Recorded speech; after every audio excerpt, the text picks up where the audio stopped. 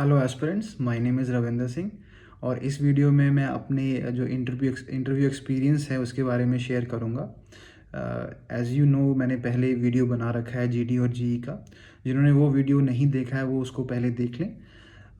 उसमें मैंने सब एक्सप्लेन किया है कि जीडी में कैसा हुआ और जीई में क्या हुआ। इंटरव्यू में बेसिकली मैं सारे क्वेश्चंस बताऊंगा कि कहाँ से क्वेश्चन पूछे गए और कितने बोर्ड मेंबर थे, कितनी ड्यूरेशन का मेरा इंटरव्यू चला, और जो बायोडाटा हमने फिल किया था वहाँ से क्वेश्चंस पूछे गए कि नहीं, करंट इश्यूज़ पे क्वेश्चन पूछे गए कि नहीं। ये सब चीज़ें मैं इस वीडियो में डिस्कस करूँगा। एज़ यू ऑल नो, मैंने जो मेरा जो इंटरव्यू शेड्यूल था वो LHO चंडीगढ़ में था। आफ्टर हमारा जो जीडी और जी कंप्लीट हो गया था, ऑलमोस्ट 10:30 बजे तक कंप्लीट हो चुका था। उसके बाद हमें इंटरव्यू वेटिंग हॉल पे ले जाया गया। वहाँ पे हम वेट कर रहे थे। टोटल 11 कैंडिडेट्स थे हमारे पैनल 3 में। उसमें मेरा जो नंबर था वो थर्ड था, तो मेरा जो नंबर इंटरव्यू के लिए वो जल्दी ही आ गया। और जैसे ही मैंने एंटर किया रूम में तो 5 मेंबर्स थे। चेयरमैन सर बीच में बैठे हुए थे और एक फीमेल मेंबर थी, बाकी मेल मेंबर्स थे। तो मैंने सबको ग्रीट किया। ग्रीटिंग के बाद मैं सर चेयर के पास खड़ा हो गया। उन्होंने बोला कि आप हाँ बैठ जाइए। और उन्होंने पहला जो क्वेश्चन पूछा वो था कि इंट्रोड्यूस योरसेल्फ, आपको अपना इंट्रोडक्शन देना है। तो मैंने उनको बताया कि मैं कहाँ से बिलोंग करता हूँ, मैंने क्या कहाँ से स्कूलिंग करी है और कहाँ जो मेरा क्या वो जो ग्रेजुएशन कहाँ से की है, किस फील्ड में की है, ये सब कुछ बताया। तो मैंने इसमें हॉबीज़ नहीं बताई थी, तो उन्होंने हॉबीज़ के बारे में पूछा कि आपकी हॉबीज़ क्या हैं, तो मैंने वो सब बताया। तो जो चेयरमैन सर थे उन्होंने उनको मुझे लगता था कि शायद वो उनकी भी हॉबीज़ रीडिंग थी, तो उन्होंने रीडिंग को स्पेसिफिकली पॉइंट आउट किया कि आप क्या पढ़ते हो। तो मैंने उनको बताया कि सर मैं नॉन फिक्शनल जो बुक्स हैं वो पढ़ता हूँ। तो उन्होंने पूछा कि कितनी पढ़ चुके हो। तो मैंने उनको बताया कि ऑलमोस्ट 16 बुक्स मैं पढ़ चुका हूँ। तो उन्होंने बताया पूछा फिर उन्होंने एक क्वेश्चन पूछा कि आपने क्या सीखा और लास्ट कौन सी बुक पढ़ी थी। तो मैंने उनको बताया कि ईट दैट फ्रॉग, एक ब्रायन ट्रेसी करके जो ऑथर है उनकी बुक है, मैंने वो पढ़ी है। उससे आपने क्या सीखा। तो मैंने उनको बताया कि सर ऐसे ही होता है कि उसमें आपको मैंने उससे सीखा कि आप प्लान कैसे करते हो और अपनी पूरी प्रिपरेशन को उसको टास्क 1 देना, टास्क 2 देना, डीप प्लानिंग करना, और जो भी हार्डेस्ट टास्क होता है उसको पहले करना। तो जब ये लाइन मैंने बोली तो उन्होंने बोला कि अच्छा, जब अगर फिर ऐसा क्यों है कि जब हम प्रिपरेशन जो एग्ज़ाम में अपीयर होते हैं, जब एग्ज़ाम हम लिखते हैं तो उसमें हम पहले इजी क्वेश्चंस क्यों करते हैं। हम इजी क्वेश्चंस करते हैं ताकि एक फ़्लो बन जाए, फिर हम बाद में हार्ड करते हैं। तो आपने तो बुक्स में अलग पढ़ा है। तो मैंने बोला सर ये प्रिपरेशन के दौरान मैं फ़ॉलो करता था, एग्ज़ामिनेशन के लिए मैं अलग अप्रोच करता था। तो फिर उन्होंने फिर एक काउंटर क्वेश्चन बोला कि एक बुक है एटॉमिक हैबिट्स करके, उसमें तो लिखा गया है कि अगर आपको कोई भी चीज़ करनी है, अकम्प्लिश करनी है, तो आपको फर्स्ट जो स्टेप है वो सबसे सिंपलेस्ट लेना पड़ेगा। तो उन्होंने एक एग्जांपल भी दिया था कि अगर आपको जॉगिंग की हैबिट डालनी है तो आपको फर्स्ट टास्क करना है कि आपको शूज़ पहनने हैं और गेट तक जाना, फिर वापस आ जाना है, जॉगिंग करने भी नहीं जाना है। तो सिंपलेस्ट टास्क आपको सबसे पहले करना है। तो उस चीज़ में मैंने उनको ये आंसर दिया कि सर डिफरेंट ऑथर्स होते हैं और सबकी अप्रोच डिफरेंट हो सकती है और माइंडसेट डिफरेंट हो सकता है। तो मुझे सर उसमें हम कुछ कह नहीं सकते। सर मुझे इस बुक से बहुत फ़ायदा हुआ जब मैंने इसको अपनी रियल लाइफ में इसको जो भी इसमें दिया गया था उसको आजमाया और मुझे बहुत बेनिफिट हुआ। तो फिर यहाँ पे कॉन्वर्सेशन जो बुक्स का था ख़त्म हुआ। इंटरेस्ट में मैंने लिखा था कि HIIT वर्कआउट। तो उन्होंने उसके बारे में ज़रूर पूछा कि मैंने फिर उनको बताया कि हाई इंटेंसिटी इंटरवल ट्रेनिंग होती है, इसके बारे में थोड़ा बहुत बताया उनको कि ऐसे ऐसे प्रोसेस होता है। फिर फिर उसके बाद उन्होंने मुझसे पूछा, कहते ओके रविंदर, मुझे CAR के बारे में बताइए, कैपिटल एडिक्वेसी रेशियो क्या होता है। जिसके बारे में मैंने उनको बताया कि एक जो भी जैसे भी मैंने बैंकिंग में पढ़ा था कि मैंने उनको बोला कि RBI में ये प्रोविज़न है कि 9% रखना है। कहते नहीं, वो मुझे नहीं पता 9% रखना, मुझे बताओ होता क्या है। फिर मैंने उनको बताया कि सर ये tier 1 capital plus tier 2 capital divided by risk weighted assets होते हैं। अच्छा, कहता है रिस्क वेटेड, उन्होंने कहा कि रिस्क वेटेड एसेट्स क्या होते हैं। तो मैंने उनको बताया कि ऐसे फॉर एग्जांपल अगर यहाँ पे जो रिस्क एसोसिएटेड होता है उससे हम डिवाइड करते हैं। फॉर एग्जांपल अगर गोल्ड है, गोल्ड को हम अगर लेंड करते हैं उससे क्या रिस्क एसोसिएटेड है। तो फिर उन्होंने बोला कि गोल्ड क्या हम लेंड करते हैं, गोल्ड क्या हम लेंड कर पाते हैं। तो वहाँ पे थोड़ा मुझे कन्फ्यूजन हुआ उनको समझने में। बट उन्होंने फिर बोला कि एसेट्स क्या होते हैं हमारे। मैंने उनको बताया कि जो लोन्स एंड एडवांसेस होते हैं वो हमारे एसेट्स होते हैं।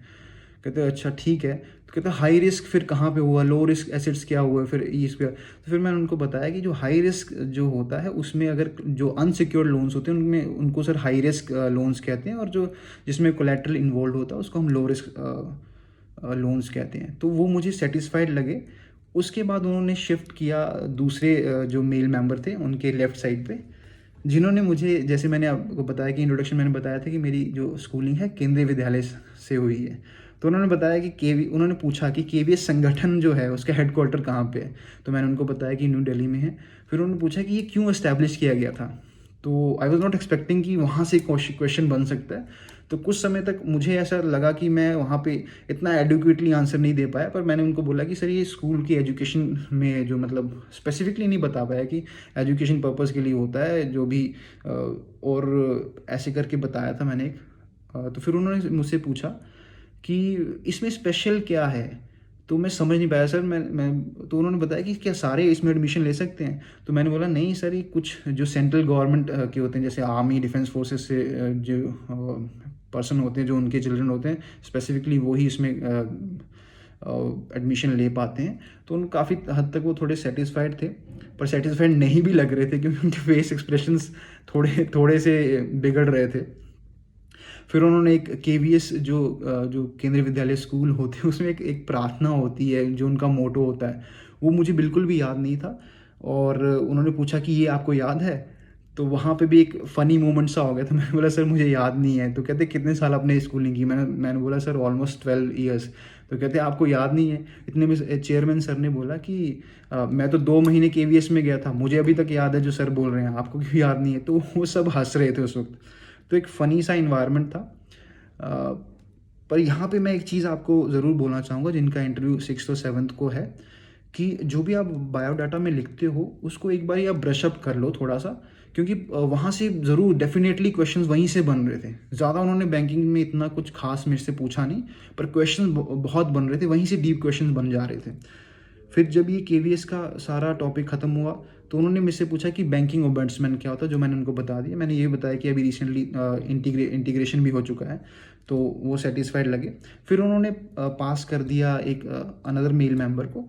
उन्होंने एक चीज़ पॉइंट आउट की जो थी, मैंने लिखा था कि जो मेरी यूनिवर्सिटी है वो है आई के गुजराल पंजाब टेक्निकल यूनिवर्सिटी। तो उन्होंने वो क्वेश्चन पॉइंट आउट किया कि आई के गुजराल कौन थे। तो जो कि मैंने प्रिपेयर किया हुआ था कि वो 12th प्राइम मिनिस्टर थे और इंडियन नेशनल कांग्रेस से बिलोंग करते थे। उन्होंने पूछा कि उनके ब्रदर कौन थे। तो मैंने उसमें बोला कि सर मुझे ब्रदर का नहीं पता, बट उनकी मदर के नाम से हमारे वहाँ पे एक साइंस सिटी है कपूरथला में, पुष्पा गुजराल साइंस सिटी। तो काफ़ी हद तक मुझे सेटिस्फाइड लगे। फिर उन्होंने जो फीमेल मेंबर थी उनको पास ऑन किया। फीमेल मेंबर ने मुझसे पूछा कि यूपीआई 1 2 3 क्या होता है, जिसकी मैंने बताया कि ये जो भी प्रोसेस था कि एक आप ट्रांजैक्शंस कर सकते हो, ट्रांसफ़र कर सकते हो money from one account to another offline, जब आपके पास इंटरनेट फैसिलिटी नहीं है। तो उन्होंने बोला कि नॉर्मल यूपीआई और यूपीआई 1 2 3 में क्या है। तो मैंने एक ही चीज़ बोली कि मैम प्रोमिनेंट डिफरेंस यही है कि यूपीआई के लिए मैम नेट की अवेलेबिलिटी चाहिए, वेयर यूपीआई 1 2 3 में नेट की अवेलेबिलिटी नहीं भी होगी तो आप ट्रांसफ़र कर सकते हो। तो ये सिर्फ उन्होंने एक ही क्वेश्चन पूछा। तो जो लास्ट मेल मेंबर थे जब उनको पास ऑन किया तो उन्होंने एक क्वेश्चन पूछा कि जैसे मैंने बताया था कि मैं चंडीगढ़ में काम कर चुका हूँ। तो उन्होंने पूछा कितने साल आप रहे। तो मैंने बोला सर 1 साल। तो वहाँ से उन्होंने एक क्वेश्चन पूछा कि चंडीगढ़ के जो आर्किटेक्ट है, चंडीगढ़ किसने डिज़ाइन किया है, जो कि मैंने प्रिपेयर कर रखा था। उस समय मेरे को उनका नाम बिल्कुल भूल गया। आई वॉज लाइक ब्लैंक, मुझे समझ ही नहीं आया मैं क्या बोलूँ। तो मैंने बोला सर मैंने प्रिपेयर किया था तो I was not able to recall. तो उन्होंने फिर चेयरमैन सर ने बोला कि वो कौन से देश से बिलोंग करते हैं। तो मैंने बोला सर वो भी मुझे अभी याद नहीं आ रहा है।